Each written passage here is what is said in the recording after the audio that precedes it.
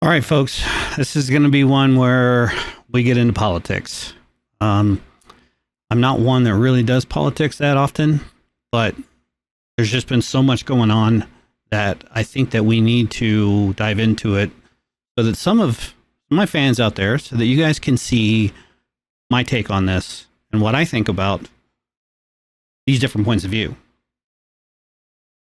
So for this one, this is White House National Economic Advisor talking about the tariffs. So let's give this a watch. And joining me now is the director of the White House National Economic Council, Kevin Hassett. Mr. Hassett, welcome to Meet the Press. Great to be here. Thank you. It's great to have you here. Let's start with President Trump's decision to fire the head of the Bureau of Labor Statistics, Erica McIntyre, who he accused of manipulating job numbers. Mr. Hassett, what evidence does the administration have that she manipulated the jobs numbers? Right. Well, what we've seen over the last few years is massive revisions to the jobs numbers. In fact, they were extremely reliable, the kind of numbers that you want to guide policy decisions and markets through COVID. And then when COVID happened, because response rates went down a lot, then revision rates skyrocketed so that the typical monthly revision often was bigger than the number itself.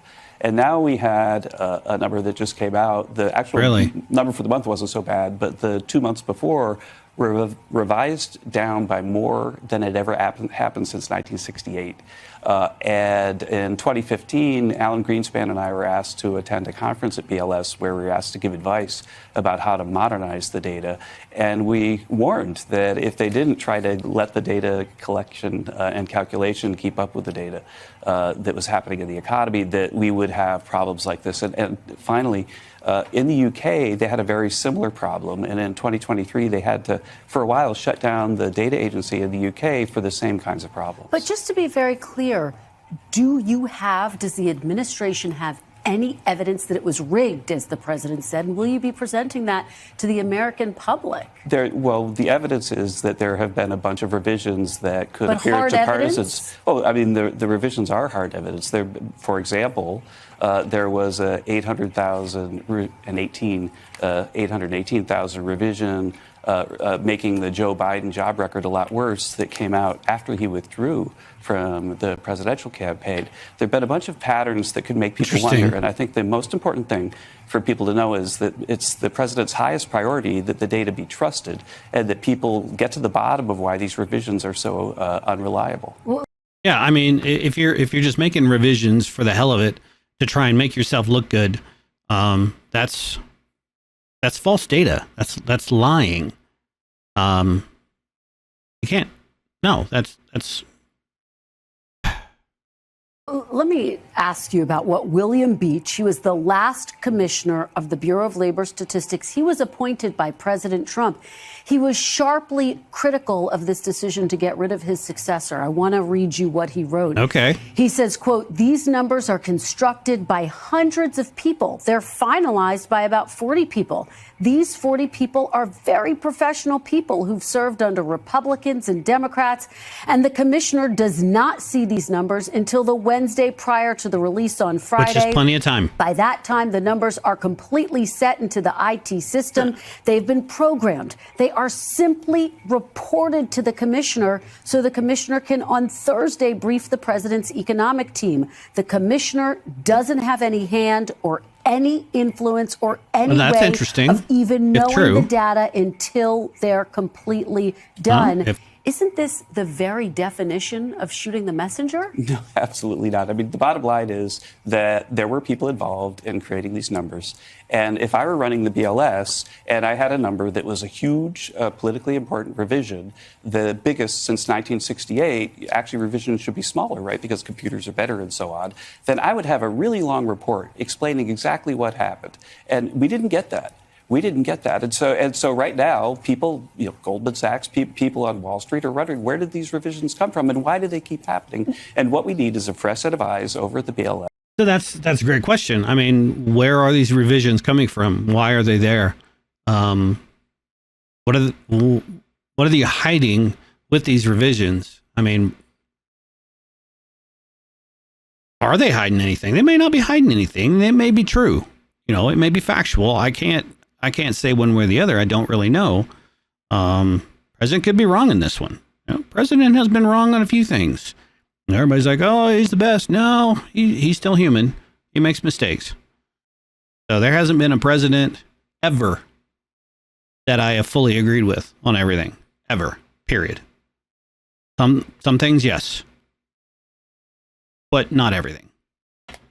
And there are great career staffers. One of the top BLS staffers is actually working in the White House to help us understand the jobs numbers. When I saw the jobs revisions, I literally called up that person and said, I think there's a typo. Because I've been following these numbers all the way back when I worked with Alan Greenspan for something like 40 years, and I've never seen revisions like this. But just to be very clear, I mean, there are 40 people put these numbers together. Is the president planning to fire all 40 people involved in putting these numbers together? We're going to try to get the numbers so that they're transparent and reliable. President Trump himself was happy to accept the jobs numbers issued under McIntyre for his leadership when the numbers were good. Take a listen to what he said in the past.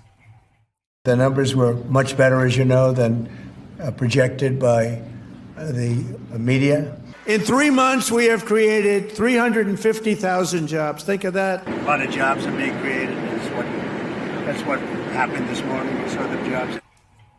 So is the president prepared to fire anyone who reports data that he disagrees with? No, absolutely not. The president wants his own people there so that when we see the numbers, they're more transparent and more reliable. And if there are big changes and big revisions, we expect more big revisions for the jobs data in September, for example. I mean, if you're making revisions to your original data, you need to have rationale as to why. I can't just go in and start making changes to anything in my work just because I feel like it to try and make things look better. No, that's false data. That's false reporting. That can cost lives in some situations. In this situation, probably not. But yeah, you want to have the integrity to give facts. Whether the facts are liked or not is irrelevant. Example, that we want to know why. We want people to explain it to us. All right, but bottom line, were the numbers wrong? Do you have any hard evidence that you can present to the American public that these numbers, these revisions that were reported, and there were plenty of revisions under former President Biden, including right before the election, do you have any hard evidence that these numbers were wrong? Yeah, there is very hard evidence that we're looking at the biggest revision since 1968. Are you going to present that evidence? If you look at the number itself, it is the evidence. They're already there. But you're saying it's an outlier, it's not evidence, Mr. Hassett. It's a historically important outlier. It's something that's unprecedented. Still so unprecedented it's still that not I've been looking at it though. for 40 It years. is And I'm evidence. like, it must be a typo. Okay. All right. It is evidence. Let's move on to tariffs, the other big news of this week. Are the tariff rates locked in, or are they still up for negotiation?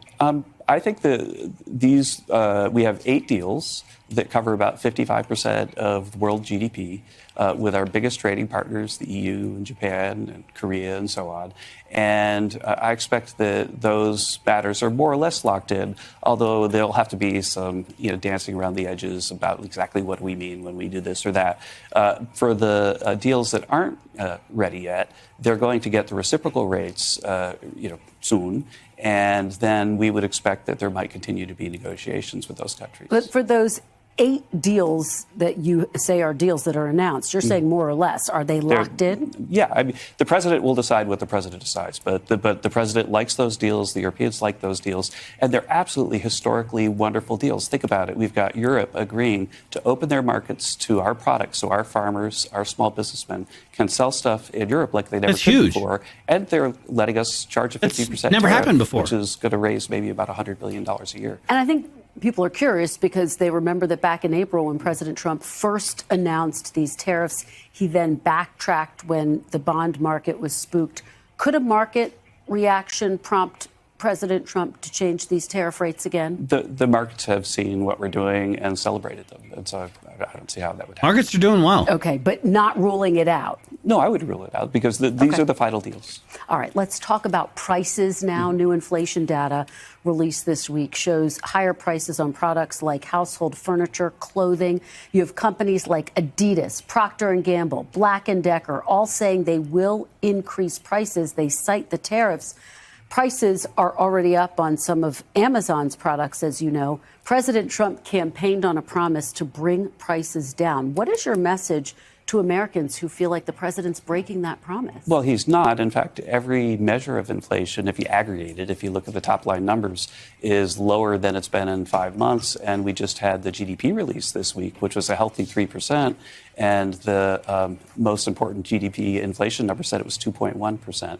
And so inflation has come down a lot. That number, by the way, the 2.1% was 3.7%. That's the number that President Trump inherited. And so inflation has come down, and inflation has come down for. See, I don't like that. I don't like it when politicians and people within these heads of state, heads of government, Mr. Hassett here, Kevin, whatever. I don't like it when they say, well, this is what we inherited.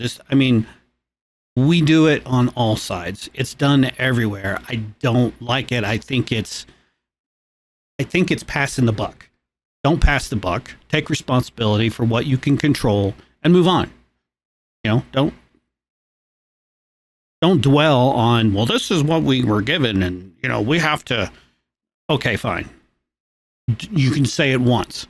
Leave it alone. He said it once, and this is the only time he's said it. I don't know if he says it again in the video, but I don't like it when that's what they drill on. It's like the left is always drilling on, well, Trump. And it's like, fuck you. Stop that. Give me reasons. Well, he's racist. Prove it. Fucking prove it. Well, he's bringing down the country. The data would suggest otherwise. So, all right, let's continue on. For a lot of reasons, but I think the main reason is that we're no longer printing money and sending it to people like the Bidens did. That's a recipe for inflation. Okay, let me ask you about this talk of tariff rebates. The president consistently arguing that consumers don't pay tariffs. If that is the case, Mr. Hassett, why would you issue a rebate? Well, what's going to happen, right, is the CBO has estimated that we're going to get $3 trillion more in revenue. And so what Congress is going to do when they see all that revenue is they're going to decide, what are we going to do with it? I doubt that. 100% doubt that. What they're going to do with that, they're going to say, oh, we can spend that elsewhere. We've got more money now. They're not going to pay shit down. They're not going to do anything because it's Congress. Congress are a bunch of crooks. They need to be held to a higher standard. They need to have term limits. Limit that shit. And then as soon as that term's up, they're gone. They don't get that salary anymore. They don't get anything anymore. They have to go back and live in the economy that they created. That's the way you fix this shit. They could use it all to reduce the debt, or they could give some of it back to consumers. And the president looks forward to working with Congress. No, they won't do either of those. They'll hey, we got more money, so let's have more programs. Let's do more. Instead of, okay, pay down the debt. Pay it down. That would be the rule number one that you should follow. Pay it down. Because if it keeps going up, everything's going to collapse, and there's nothing we can do about it. In the second half of the year to decide on what the best way to use that money is. In fact, we think that the CBO estimate of $3 trillion is now pretty low given the new deals that we've had. What do you think Congress should do? Rebates or work to pay down the debt? Because you have, for example, some Republican senators, Senator Rick Scott, we ought to do everything we can to give money back to the American public, but we've got to first balance our budget. Mm-hmm. Well, I think that there are a lot of people that think that balancing the budget is a top priority for the economy right now. But we're also mindful of the fact that there's a legislative process where people dicker over the details. And so I'm not sure. I can't predict right now which way it's going to end up. There's been a lot of focus on Fed Chair Jerome Powell. Obviously, President Trump really pressuring him to lower interest rates, which he did not do. So the question becomes, who will replace him once his term ends? If President Trump taps you to be the next Fed chair, will you accept? Do you want to be? I've been working with the president for about 8 years, and as one of his closest economic advisors, of course, we've talked about the Federal Reserve. Right now, he set up an active search with Secretary Hassett, and they're going to go through a list of names, and I'm sure the president will pick the best available person. Well, if that's you, will you say yes? Well, we'll have to see if he chooses me, but I think that I have the best job in the world, and I'm really well placed at the national. That's a great way to answer that. Should a Fed chair take direction from the Oval Office? Because you don't want to give her more ammunition to kind of dig off of. Well, you said that you would take it if you got it. And then if something happens and he decides not to, if he got nominated for it, they would just tear him apart, because these people are ruthless. They're not after the truth. They want their own spin on everything. And I don't give a shit if it's NBC, Fox News. I don't care who it is. They still do it. They all do it. Or from the economic conditions? I think that a Fed chair should listen to all the voices, especially their critics, to try to think about, what am I getting right? What am I getting wrong? The Fed chair also has a transparency responsibility, which I think that Jay has fallen down on a little bit, that if you're going to come out and say, for example, that you think that tariffs are going to cause inflation, then for goodness sake, you should put out a model that explains how much inflation and why you think that way, because there are others that disagree. Have a lively academic debate. Give me reasons. And if you're going to actually put your finger on the scale of tariffs cause inflation, then you need to explain why. Show me. I don't think that the Fed or the BLS should be a black box. I think it should be transparent. All right. Before I let you go, President Trump has now been in office for more than 6 months. Is this now the Trump economy? Yeah, I mean, there is definitely a lot of policy yet to happen. We've just passed the big, beautiful bill. It's going into effect in July, and it's going to have a massive impact on the economy. There are residual problems that we've inherited, in part, the runaway spending. July of 26, by the way, doesn't take effect until then. From the previous term. And so whose economy is it is more of a political question than an economist question. Well, but you just touted all the benefits that you see at this point. With the eye on the horizon. Does the president own the economy at this point? He's been in office for 6 months. With the eye on the horizon, the economic outlook is huge. It's great. We've got the big, beautiful bill. We've got AI increasing productivity. We've got everything, and we've got all the tariff revenue coming in. So we have every confidence that the economy is headed way, way up. He's not going to answer yes or no. All right. Kevin Hassett, thank you so much for being here. It's great to be here. We really appreciate it. We thank you for watching. Yeah, he's not gonna come out and directly answer that, because he's not 100% certain. 90% of, well, I say the majority of all people, when you answer a question, you should be certain of your answer before you give it. Don't just state it blindly, saying, "Oh, well, yes, it is." No, it's not, because that question is not an easy one to answer, because not all of it is his economy. Some of it is, not all of it. A lot of it is still left over. Some of it has trickled down over the years, because you can't change an economy in 6 months. You can't do it, right?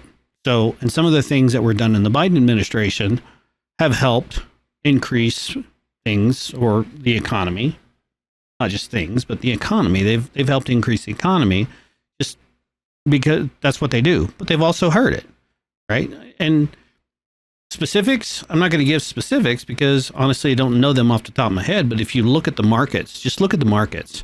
And that's what I'm gauging off of, using the markets, from going up and down and the inflation dropping.